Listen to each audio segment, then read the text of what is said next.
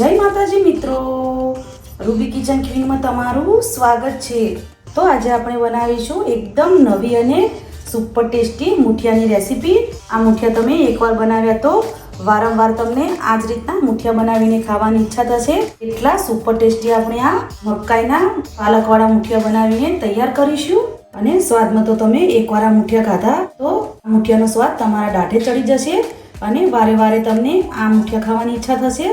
એટલા super tasty આપણે આ મકાઈના પાલકવાળા મુઠિયા બનાવીને તૈયાર કરીશું। તો જો તમને મારી રેસીપી ગમતી હોય તો વિડીયોને એક લાઈક અને વધુમાં વધુ વિડીયોને શેર કરજો। અને નવા હોય ને હજુ સુધી મારી ચેનલને સબસ્ક્રાઈબ ના કરી હોય તો સૌથી પહેલાં મારી ચેનલને સબસ્ક્રાઈબ કરી દેજો, એટલે રોજે નવા વિડીયોની નોટિફિકેશન તમને મળી રહે। તો ચાલો આપણે બનાવીએ। 15 થી 20 મિનિટમાં બનીને તૈયાર થઈ જાય તો મકાઈના પાલકવાળા મુઠિયા રેસીપી બનાવવાનું શરૂ કરીશું।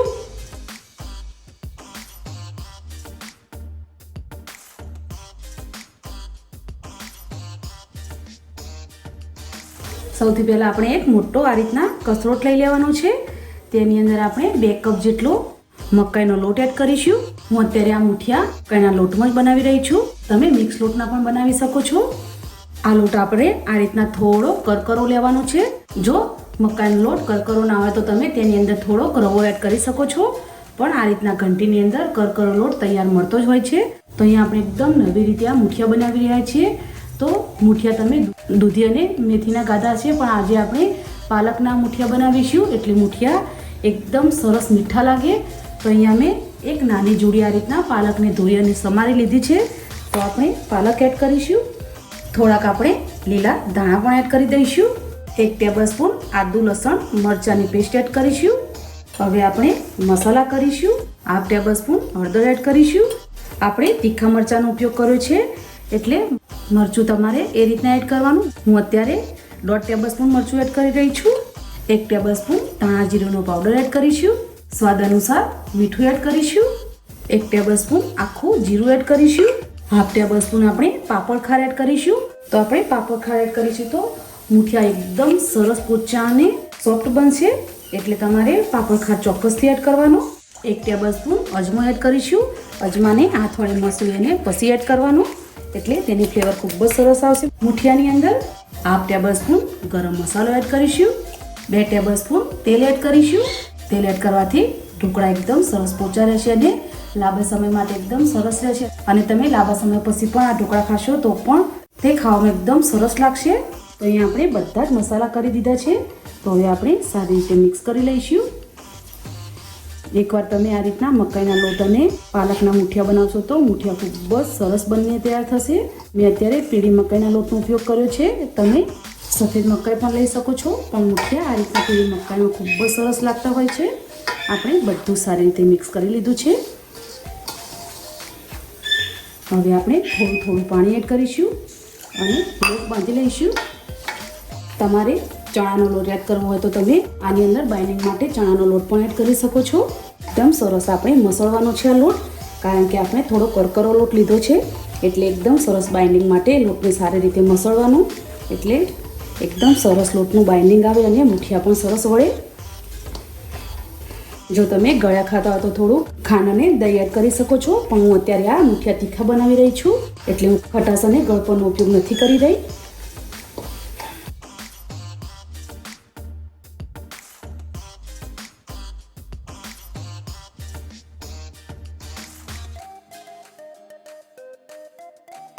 તો આપણે લોટને એકદમ સરસ મસળીને સ્મૂથ કરી લીધો છે અને સરસ લોટ આપણો બંધાઈ ગયો છે। આ રીતના લોટ તમારે થોડો મીડિયમ રાખવાનો છે, જે રીતના તમે રોટલીનો લોટ બાંધો તે રીતના લોટ બાંધવાનો છે, કારણ કે કકરો લોટ હોય એટલે પાણી તે વધારે પીવે। હવે આપણે મુઠિયા બનાવી લઈશું। તમારે કઈ રીતના મુઠિયા બનાવવા છે એ સાઈડ તમે લઈને મુઠિયા બનાવી શકો છો।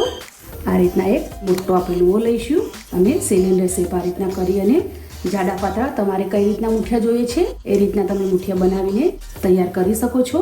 તો અહીંયા આપણે વધારે જાડા પણ નહીં અને વધારે પતલા પણ નહીં, એ રીતના આપણે આ મુઠિયાના રોલ બનાવીશું। તો આ રીતના આપણે બધા જ મુઠિયાના રોલ બનાવીને તૈયાર કરી લઈશું। તો આપણે મુઠિયાના રોલ બનાવીને તૈયાર કરી લીધા છે। તો હવે આપણે મુઠિયાને બાફવા માટે મૂકીશું। ગેસ ઉપર આપણે પાણી ગરમ કરવા માટે મૂકી દીધું છે। પાણી એકદમ સરસ ગરમ થઈ ગયું છે। તો હવે આપણે એક એક કરીને જે રોલ બનાવ્યા છે તે આપણે આ રીતના આપણે થોડી જગ્યા રાખીને રોલ મૂકીશું. એટલે રોલ આપણે અંદર જે પાપડ ખાંડ નાખ્યો છે તેના લીધે તે સાઈડમાં થોડા મોટા થશે. તો અહીંયા આપણે બધા જ રોલને ગોઠવી દીધા છે. હવે આપણે ઢાંકણ બંધ કરી દઈશું અને આપણે ફૂલ ગેસ ઉપર 15 મિનિટ માટે એકદમ સરસ આ મુઠિયાના રોલને બફાવા દઈશું. 15 મિનિટ પછી આપણે ઢાંકણને ખોલીને ચેક કરીશું. તમે જોઈ શકો છો એકદમ સરસ તે ફૂલીને ડબલ થઈ ગયા છે.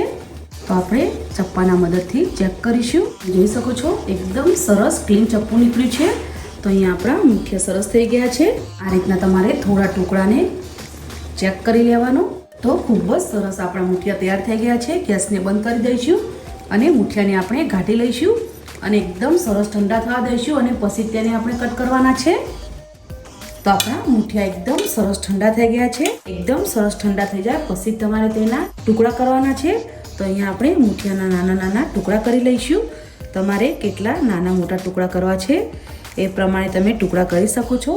તમે જોઈ શકો છો એકદમ આસાનીથી આ રીતના તમે કટ કરી શકો છો. એટલે ખૂબ જ સરસ તમારે ઠંડા કરી લેવાના. જો તમે ગરમ આ રીતના ટુકડા કરશો તો તે ઘણો બધો ચૂરો થઈ જતો હોય છે. પણ આ રીતના ફટાફટ તમે ઠંડા થયા પછી તમારે નાના મોટા કેટલા કટ કરવા છે એ રીતના તમે આ પીસ કરી શકો છો. તો આપણે આ રીતના બહુ જાડા પણ નહીં અને બહુ પતલા પણ નહીં એ રીતના આપણે આ ટુકડા કરીશું.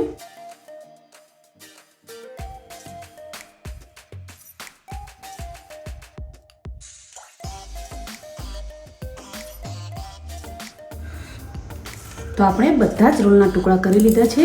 તો હવે આપણે મુઠિયાને વઘારી લઈશું. ગેસ ઉપર આપણે કઢાઈ ગરમ કરવા માટે મૂકી દીધી છે અને કઢાઈની અંદર આપણે તેલ એડ કરીશું. તો અહીંયા આપણે 5 ચમચા આપણે તેલ એડ કરીશું કારણ કે મુઠિયાની અંદર તેલ થોડું વધારે છે તો મુઠિયા ખાવામાં ખૂબ જ સરસ લાગશે. અને તેલ આપણે સિંગતેલનો ઉપયોગ કરીશું. તેલ થઈ જાય એટલે આપણે 1 ટેબલ સ્પૂન રાઈ એડ કરીશું, 1 નાની ટેબલ સ્પૂન જીરું એડ કરીશું, 1 ટેબલ સ્પૂન તલ એડ કરીશું. રાઈ જીરાને આપણે સારી રીતે થવા દઈશું. તો અહીંયા આપણા રાઈ જીરું એકદમ સરસ પકવવા લાગે છે. 1/2 ટેબલ સ્પૂન હિંગ એડ કરી દઈશું. હિંગ એડ કરવાથી મુઠિયા પચવામાં એકદમ સહેલા રહેશે. તો અહીંયા આપણે મુઠિયા એડ કરી દઈશું. હવે આપણે મુઠિયાને સારી રીતે તેલમાં મિક્સ કરી લઈશું. ઘણી વખતે તેલ ઓછું હોવાથી મુઠિયા કોરા પડી જતા હોય છે અને તે જ્યારે ખાવશો ત્યારે તે ગળામાં ડચુરો વળે એ રીતના થાય છે. પણ આ રીતના થોડું તમારે તેલ વધારે એડ કરવાનું અને બરાબર મુઠિયાને 5 મિનિટ માટે ફૂલ ગેસ ઉપર મુઠિયાને શેકવાના. એટલે તે ઉપરથી સરસ ક્રિસ્પી અને અંદરથી સરસ સોફ્ટ થશે અને વધારે તેલના લીધે તે લાંબા સમય સુધી એકદમ સરસ રહેશે. તમે લીલા મરચાં અને મીઠો લીમડો એડ કરી શકો છો. આ રીતના તમે સિમ્પલ વઘાર કરશો તો પણ મુઠિયા એકદમ સરસ ખાવામાં લાગશે.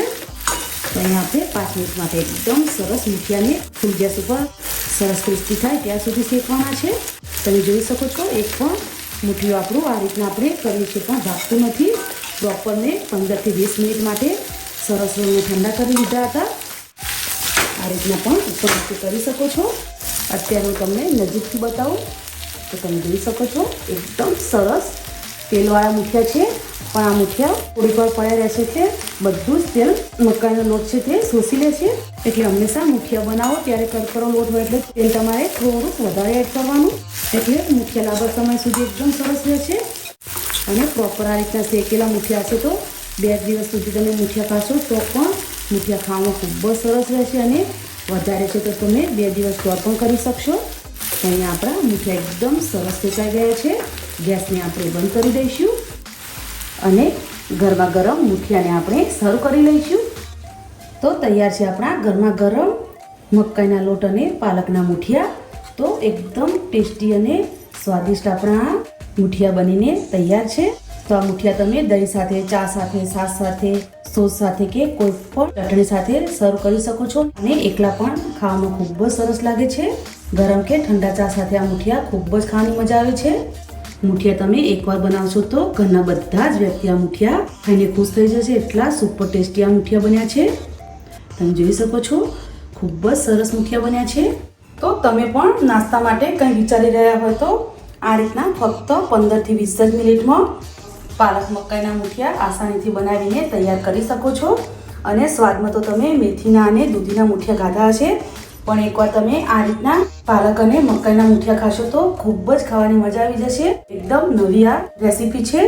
તો હવેથી તમે પણ આ મારી રીત પ્રમાણે મુઠિયાની રેસીપી એકવાર ચોક્કસથી બનાવજો અને મને કમેન્ટમાં જરૂરથી કહેજો કે તમને આ મુઠિયાની રેસીપી કેવી લાગી.